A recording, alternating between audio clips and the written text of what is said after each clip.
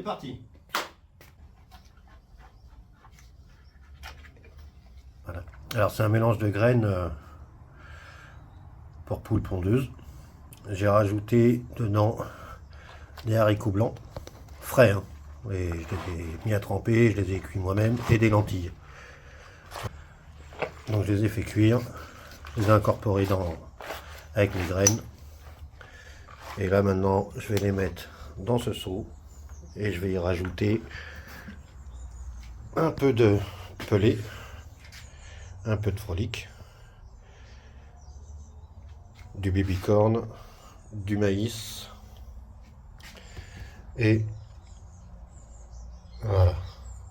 Et j'y rajouterai aussi, j'ai du curry, voilà, pour que ça fasse une couleur bien jaune pétante. Après, au moment de la pêche, en général, j'achète du chènevis déjà cuit, déjà préparé. Je l'incorpore dedans et là, je rajouterai aussi des tigers. Voilà, donc je vais faire ça. J'ai mis à tremper quelques frolics que je mettrai après dans le mélange de graines. Je veux que ce soit attractif. Ça va me servir pour mes différentes pêches.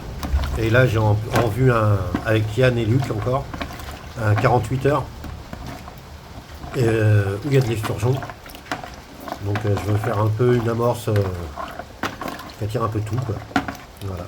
Donc voilà, pour l'instant ça. Après tout ça, je vais mettre dans des pots que je congèlerai et ça me servira pareil pour mes différentes pêches. Je continue. Il me reste encore ça comme graine. Donc celle-là, elle servira plus pour le 48 heures. Et celle-ci, plus pour les étangs qu'il y a par ici. Ceux que je vais pêcher un peu le soir après le boulot. Les tigers sont en train de cuire gentiment. Je sais pas si ça boulot. Ça va pas tarder. Et après, je laisserai 45 minutes, voire 1 heure. Il me restait aussi un fond d'huile de chanvre. J'ai mis dedans. Voilà. Ça peut pas être mauvais. Ça y est, ça commence à bouillir gentiment. Donc, on va dire à partir de maintenant, je vais laisser 1 heure. Mon amorce commence à être prête. J'ai rajouté de l'eau. Je vais laisser boire un petit peu. Je diviserai tout ça. Je mettrai ça dans des petits pots pour mettre à congeler. Voilà, ça y est, c'est cuit. Alors surtout, vous faites attention quand vous les transvasez si vous les faites cuire vous-même. Parce que l'eau est quand même bouillante.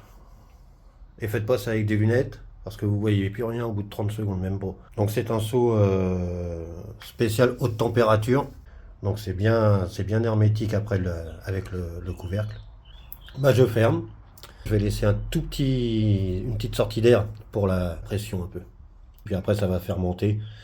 Donc voilà. Allez, à plus tard. Oula, un bel éclair. Il se rapproche, il n'est pas encore au-dessus. Hein.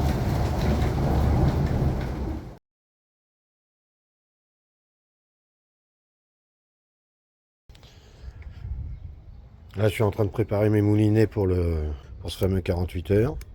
Des Ad 25000 Caperlan. Ils sont tout neufs, ils n'ont jamais servi. Et je mets du nylon CRP 500 en 42 centièmes, 12 kg 7.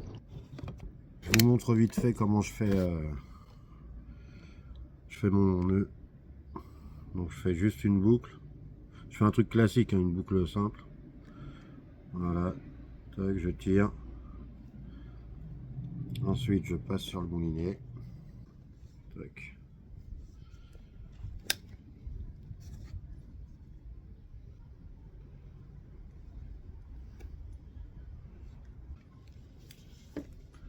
Je serre bien le fil. Je vais couper le bout.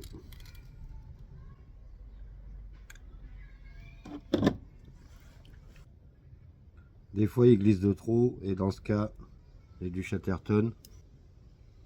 Et là, je crois que je vais mettre du Chatterton. À moins que j'y arrive. Voilà, tac. Voilà, là il est serré. Il n'y a plus qu'à. Oui, elle a la boucle. Donc là je vais mouliner. Je vous montre ça. On met la bobine dans le seau. Elle se déroule gentiment. Et après, tac, on va mouliner en tendant le fil un petit peu. Et on va remplir la bobine.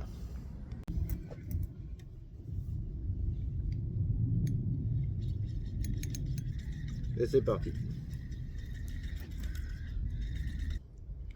Voilà, ça y est, c'est fini.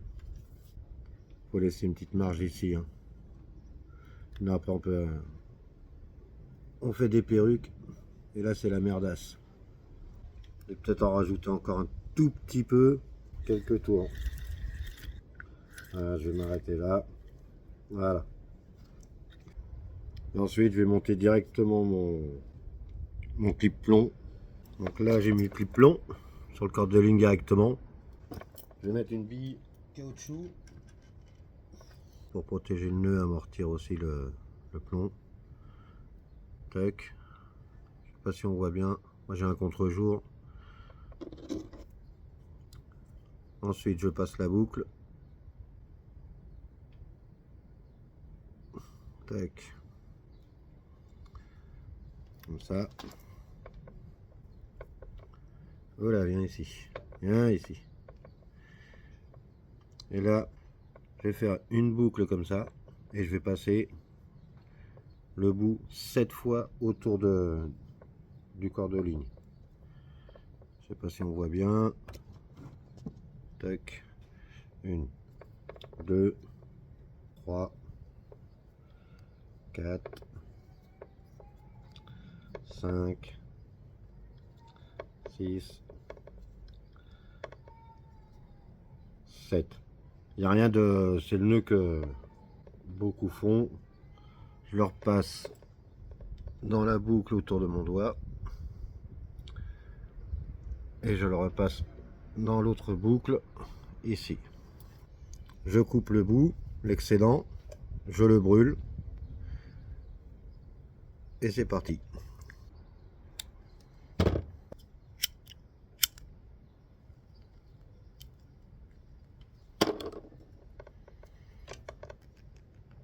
Voilà, ça tient, c'est nickel. Clip plomb, toc toc.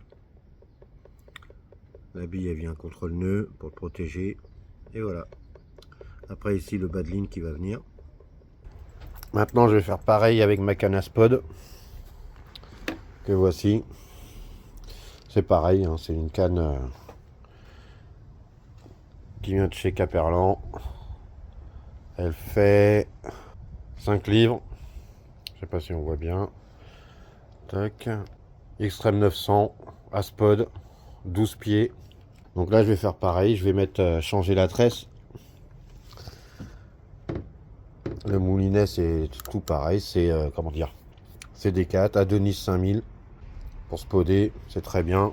Enfin, moi ça me va, c'est largement suffisant. Donc je vais mettre cette tresse là, du 20 mm, 300 mètres. Et le spawn, bah, je vous le montrerai après, c'est un spawn pareil de chez Decat, hein, c'est spawn classique. Voilà, bah je fais ça, je continue. Voilà le spawn que j'ai acheté. Le spawn classique. Voilà. Ça c'est le nouveau. Et mon ancien, je vous montre ça. Je le protège. Voilà. Donc le spawn classique, hein, pareil. Tac, tac. Voilà. Que je protège dans une vieille chaussette. Je le rentre comme ça dedans. Si ça peut donner une idée. Voilà. Je le mets dedans. Ça évite qu'il s'ouvre. Hein. Voilà. Parce que un élastique à force, ça pète quoi. Voilà. Ah, exemple là. Tac. Quand vous savez pas quoi faire de vos chaussettes usagées par exemple, bah, vous les mettez et voilà, ça donne ça.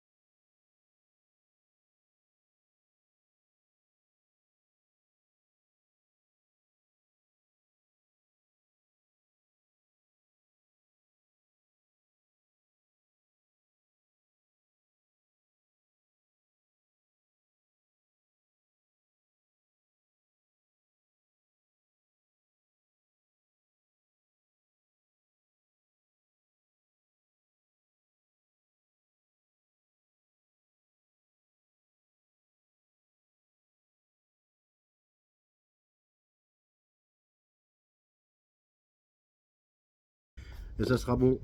Ça sera prêt pour la pêche.